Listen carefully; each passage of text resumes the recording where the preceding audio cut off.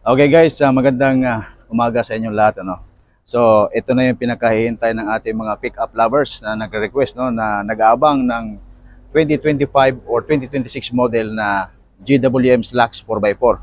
So, ipapakita ko sa inyo, ito na yung pinaka-latest na model ng Slacks 4x4 ng by GWM. So, ito guys, may mapapansin nyo, napakaangas na ng mukha. Malaki yung pinagbago niya sa itsura niya, no. Talaga mas pinaastig, lalo na itong kulay pula na to, no. So ito, meron rin siya ano, front camera nandito, no, gitna.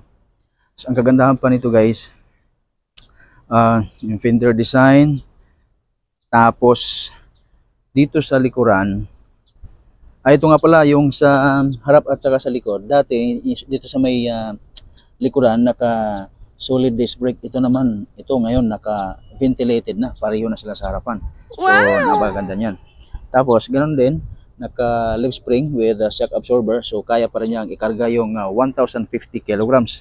Tapos kaya nito mag-towing ng up to 3 tons. Yes! Ang kagandahan pa nito guys, ayan, oh, diba? Astig, may kasama na siyang roll bar na yan. Ito pa ang pinaka-aabangan nila. Ito, meron siyang tinatawag na retractable. Ayan. So meron pa rin siyang hydraulic. So para kahit bata, magbuksan man ng bata, hindi siya mapapalo, no. Ito yung retractable niyo na hagdan. Babuksan lang to. Ipo-push nyo lang yan. Yan. Konting diin. Wow! Tapos, yan. Ganyan na siya. Sampulan mo nga, umakyat. Pasampulan natin sa itong gwapitong ahente, no, ng GWM. O, di ba? So, dyan, wow, hindi na mahirapan bumaba at umakyat, no? Pero, wag lang naman tawag nito, wag lulundagan. Kasi siyempre, ano, pick up to eh. Hindi naman to usually heavy duty trucks talaga na para malaman mo yung tibay, anuan mo, tatalunan mo. Hindi ganoon. Yan naman ay pang-assess lang doon sa mga aakyat upang hindi mahirapan. So malaking bagay yan. Tapos ang gagandahan sa slacks na to, no. Yan. Sara natin muna. Mas lumalim siya yung kanyang bed space diyan sa likuran, no. So mas lumalim siya. Kaya talagang pantapat doon sa mga malalaking pick-up truck doon sa ibang brand. At ang makina nga pala nito guys, is nasa 2.4 liters turbo diesel. So mas pinalakas na siya. Tapos yung kanyang horsepower ay nasa 181 horsepower and 480 Newton meter max torque. Tapos ang kagandahan pa nito sa loob guys, yan nyo, transmission pa lang, oh, gulat ako, kapareho ng Tang 300. Talagang mas malaki yung pinagbago nitong si GWM, ang Slacks 4x4. Tapos yung dashboard niyo, tingnan yung design, no? Ang ganda, di ba? Tapos yung mas na-miss din ako dito sa kanyang itong monitor, no? Nakalitaw na. Tapos dalawa na siya, naka-digital. Dito touchscreen. So doon sa may ano, yung panel, hindi siya touchscreen, no? Hindi touchscreen sa may panel, di ba?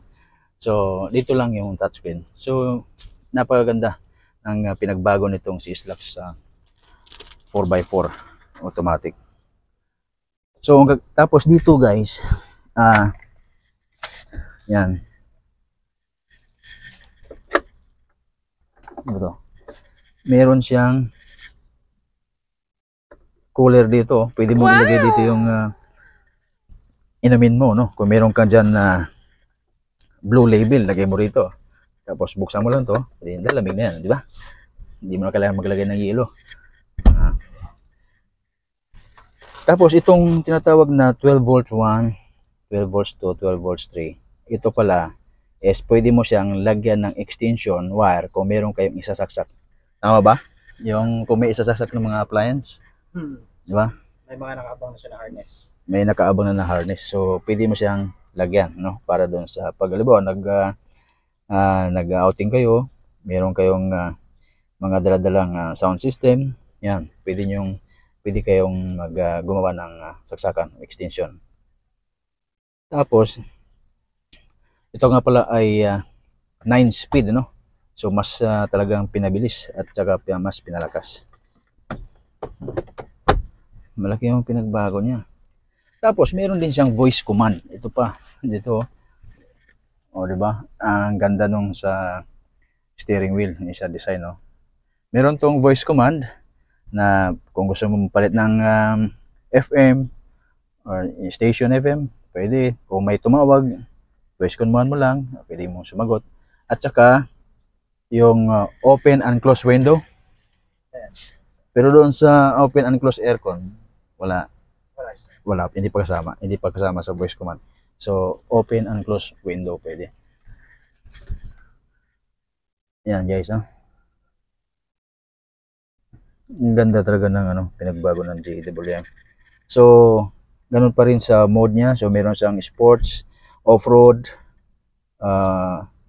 normal mode, eco mode, yan, ito. Tapos, meron na rin siya ngayong differential lock para doon sa off-road. Kung gusto mong pag nag-off-road ka, no, papindutin mo lang yung 4x4 lock. So, mag-lock na yan. Pagka hindi mo naman siya pinindot, pag sa mga highway, ganun pa rin,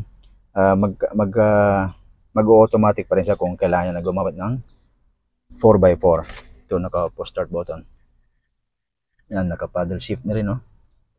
Pwede rito, plus minus, pwede rin dito sa paddle shift. Laki ng pinagbago ng slacks 4x4.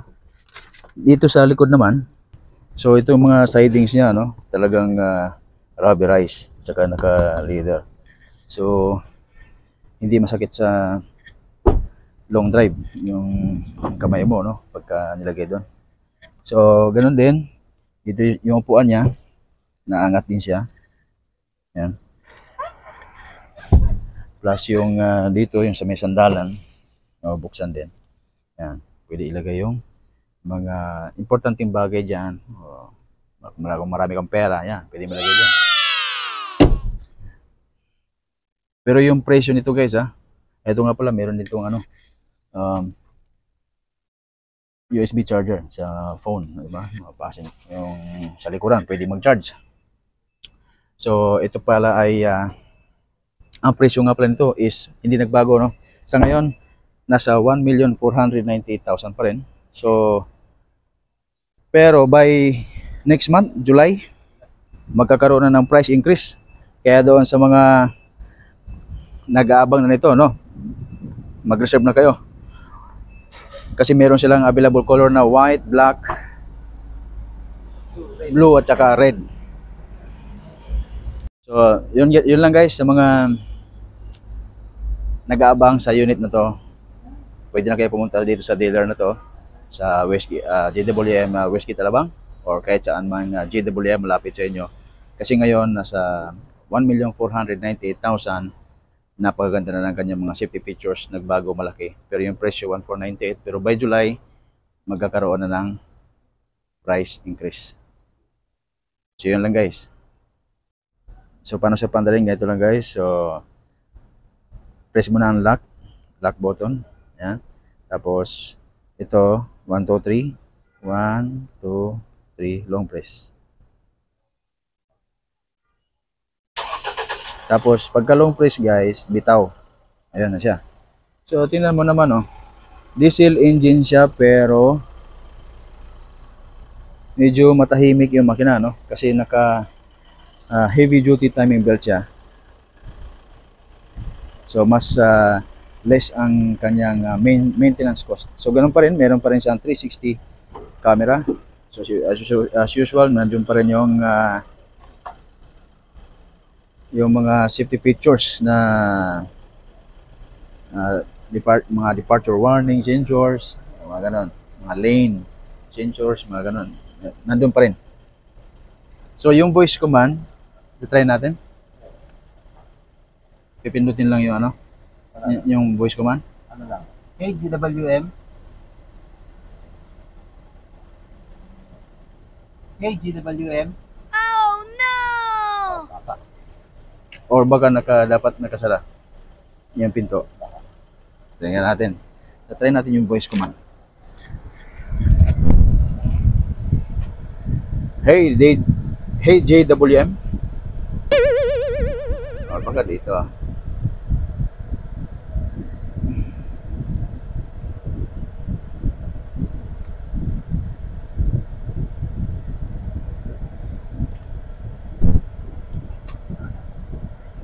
Baka dapat apakan mo na yung ano, yung preno. Kasi ano eh, yung kanina, standby mode yun eh. Kaya inapakan nga para gumana na lahat, no? Hey, GWM.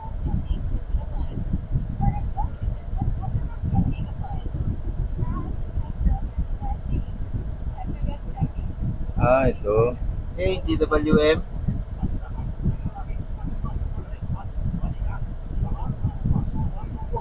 Ay, Paano yung ano? Ano na voice command? sa Bluetooth, go connect.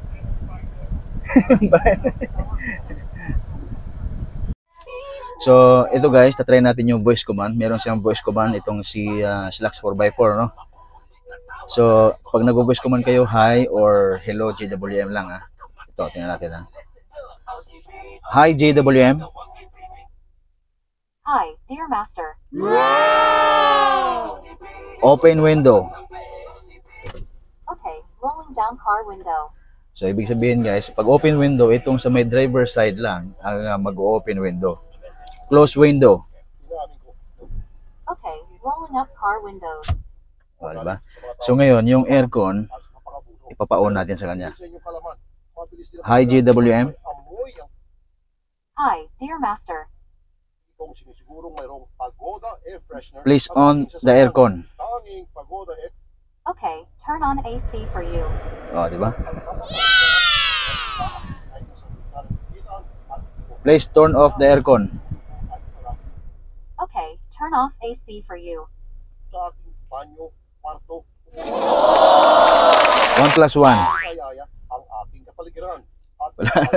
So, ayun lang yung mga command niya, guys. Ano? Puta, ang ganda, no? Ang laki ng pinagbago. So, kung excited ka, pwede na kayo pumunta sa malapit na dealership ng JWM or dito sa Mialabang at maaari nyo nang i-test drive or tumawag muna kayo para doon sa test drive schedule. So, yun lang guys.